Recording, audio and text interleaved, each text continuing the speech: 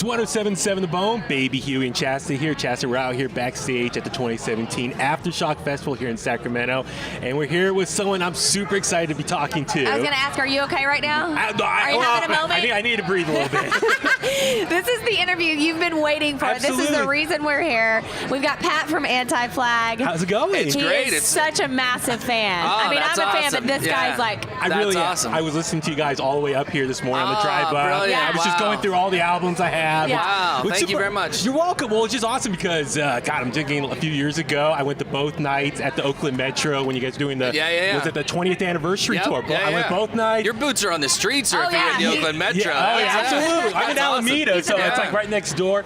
Also, I saw you guys at Slim's recently within the last couple years. It was cool. I think it was, at Slim's. You came down. I got a photo with you. Well, that was cool. Okay, like we love about Anti-Flag. It's like sometimes after the set, during your encore, I believe that night you guys set up on the floor, right? We'll come in and play drums in the crowd if things are going well. That's so awesome. One of the things that, as us as a band, we're always like, some days we're on stage, some days we're in the crowd, and that line is very blurry for us. A lot of bands, that line is very rigid, and you can't cross that. But for us, it's a very blurry line, and we like to come in and be where the action is, and lots of times the action is down in front. Yeah. There's no action back 20 feet playing drums in the back. Especially for the drummer, Well, especially Slim's, how high that stage is. Totally, So, I mean, I give credit to you and the roadies and everyone who, set everything up real quick during the encore, but it was super fun, and, after you guys were playing, I ran up to you and got a photo with you. It's like, That's like the teenage me, I've been a fan, 20-plus years. I'm like, oh, my God, hey, how's it going? That's why we call him Baby Huey. He's like an eternal teenager. I'm like halfway 30. I'm going to be 34 next month, and I'm still called He's really 15. But so today, we were busy here, so I'm so bummed I couldn't get over to see you guys. But did you guys just play just a regular set, or did you able to go down in the crowd? No, I went into the kids today. Nice. We made it happen. God, that makes it even harder. We missed it. Well, the drama is today they have that split in the crowd because they want to keep everybody separated, which sucks for us because we want to make sure that our goal as a band is to say, we can bring these things together. We can, if we all come together, we are much more powerful than we are as individuals. So when we play a show and there's that alley in the middle, it's always a bit of a bummer for us. But we went into the kids anyway, and we made it happen, and it was really a lot of fun. Awesome. A lot of great people here in Sacramento today. It was good. Aftershock's a rockin' festival. Yeah. Now for you guys, when I saw the lineup back in June get announced, I saw you guys on I geeked out super hard because, like you said, one of my favorite bands. But for you guys playing a festival like this, which is known for kind of more metal, hard rock, is it kind of intimidating for you guys as being just punk rock legends that you are to play this? No, our goal when it's a very metal festival is to play hard and fast, and the first one to the end of the song wins. That's our goal. I love that. Tonight I won. I got there first. I was there first. Well, and for set-wise, I think it was 30 minutes? It was short. Super fast. I mean, and how do you choose the set list? Well, for me, what they do is they say, it's a metal festival. We're going to play as fast as we can and not do anything, just play straight through and just power through. So playing drums, that makes it a bit of a challenge. There's not as much of a break as if you play a little longer. You play a couple songs, take a break, chat a little bit, and then play some more. Yeah, when we play 30 minutes, it's just go, go, go the whole time. I was going to say, was Chris able to talk much? No, so it was just powering through mostly. Yeah. You have to cut it down a little bit. 30 minutes is hard. It's interesting because we just came from Europe and we're playing some shows in the UK, and we were playing 45 minutes, so even just that extra 15 minutes is a lot. That's a couple extra songs. Absolutely. We talk about that a lot in our interviews about festivals in Europe and festivals here. How do you feel the differences in the crowd and how they show up and how they participate and all that? Yeah, the American festival is for attention deficit disorder people. It really is. It is. People they have no faith in the people who come to the festival that they can be entertained for more than 15, 20 minutes, and they think, we got to switch it out right away. Which the problem is that a chicken or an egg situation? Do they make the bands play very quickly because they know that the crowd doesn't have the attention span for it, or do they teach the crowd not to have an attention span for it? But in Europe, it's not unheard of to play. Even the non-headliners play for an hour and 10 minutes. That's great. So you get a much different experience. I'm a fan of Anti-Flag, and I come out to a festival, and I only feel like I get a taste of my favorite band, and then I have to move on. So I love that. I love that they don't rush it. Yeah, it's like a sampler of music because everything's going so fast. In Europe, you get a much bigger experience of the band and what they're about. But it's a different. It's definitely a whole different animal. In Europe, also, I feel like the culture is less afraid of everything.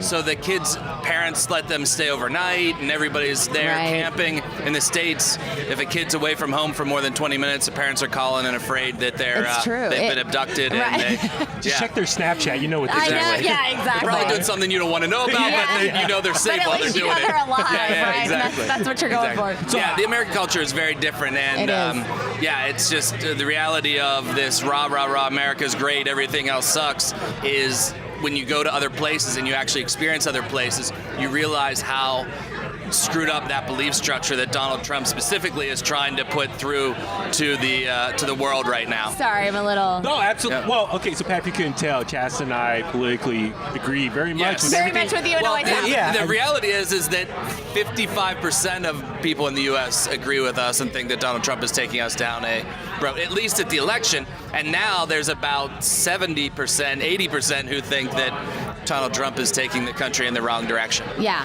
When we and you guys have always been very vocal. Obviously, it's part of your band message, you know? I mean, do you feel pressure as a band to like make a movement happen or something like that, you know, to try to make something like happen in politics? We don't feel pressure from the outside. That's who we are as people. We want that movement to happen. We want things to change. You feel pressure from within yourself. Yeah, we look around and see people like Harvey Weinstein allowing people who allow Harvey Weinstein to predate on people for the last 30 years, and everybody just covers it up and sweeps it under the rug.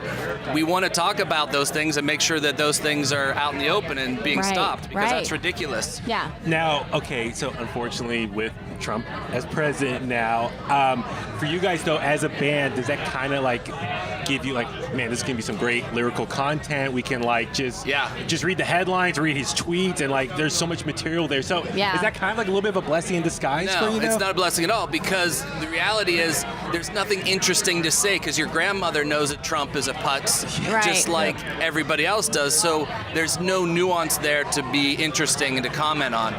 And it's actually sort of hard to find those edges that are the interesting part of the conversation. Because when you're blatantly a jerk, it's very hard to find creative ways to say you're a jerk. Because then you're just pointing out the obvious. If you're saying he's a jerk, you know, people are like, we know. Yeah, we all know that. Everybody knows that already. Well, I was just gonna say a few weeks ago, Fat Mike from NoFX, he came by our studio to do an interview with us, and we were asking, or Chas, you asked him, because, you know, back in the early 2000s when Bush was in charge, NoFX did a lot. They really had a whole movement. Yeah, we were part of that. We were part of that. The Rock Against Bush tour, all that stuff. Exactly. So I asked him, I said, are you going to do that again with Trump? And he said, honestly, I don't feel the need. Like, anybody who's still with Trump, like, we're not going to change their mind. They're racist, misogynist, whatever. His words, you know. And so he was like, I don't really see the point. And that's part of the problem, is it's not interesting. There's no art to it. Well, we all know this. It's not a question.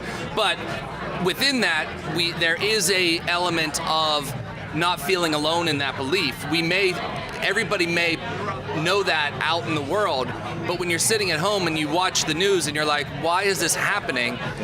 You feel alone in that expression. And then you come to a rock show and you're like, oh yeah, all these other people feel that way as well. And then the next step that we always are working towards is that if you feel that way and I feel that way, and the guy next to me and the woman next to him feel that way, then we can make change, because we all realize that it doesn't have to be the way it is right now. And I think that's the fix. If there's any fix to pull us back from the edge, you know, it is that. It's knowing that we're not alone in this the feeling. only thing that changes is from the ground up. The only way that things change, and the only way that is visible is when there's boots in the streets.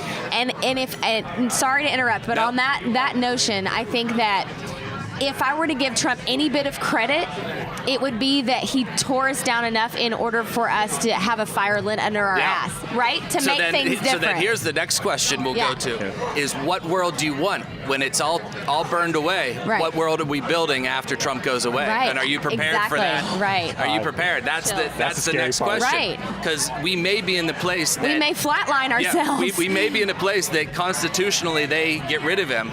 And then we have to rebuild. How do we build it? Right. Are we the ones that are the street sweepers that can make it into something better? And we better be prepared for that. Our generation may be prepared for that. we better be prepared for that because do we really know what we want? We don't want to go back to the same thing that Obama had. We don't want to go back to the crumbs that George Bush gave us. Right. We want to be something better than that. And are we prepared for that? So we got to get our S together if this actually does happen, if something were to happen. That's a great valid point. It's true. I mean, we have a chance to do something, and for like the history books, we can look back on this. They're going to talk about 2018 when they got rid of Trump and they said, okay, what world do you want to live in? Yeah. Well, that's what I love about you guys. I mean, I remember saw on your Facebook Lives, I think, was it Justin? He walked out, I think, some of the women protests. I think it was in D.C. I'm trying to remember. It was a while ago. Yeah. But we go to D.C. a lot to protest. We enjoy the protest experience going to D.C. Is there any plans for you guys upcoming? Any other future protests or any political things you have coming up? It's only a matter of time before there's going to be a big protest in D.C. against Trump. Yeah. I think that the people on the left are saying, well, there's all these investigations. If something is going to come out, let's let the process go through. Okay. Yeah. But as we're getting to the year and the January 20th, I think the reality is going to set in that if the normal processes don't get rid of him, we're going to have to take that next step. And are we going to do a 1 million person march in Washington, D.C. to say we're done with a racist misogynist in the White House? We see that Harvey Weinstein is being ousted.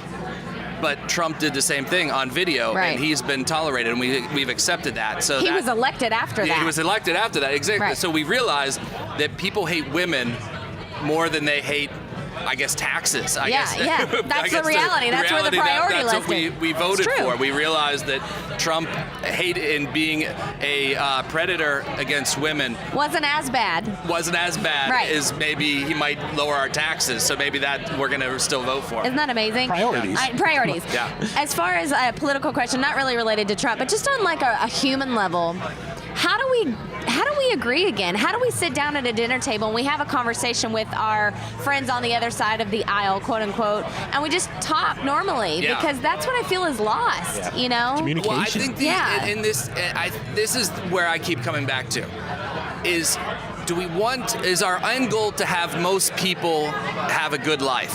Mm-hmm. And we can disagree on how to achieve that. If we want to say, well, everybody should have access to health care. Mm-hmm.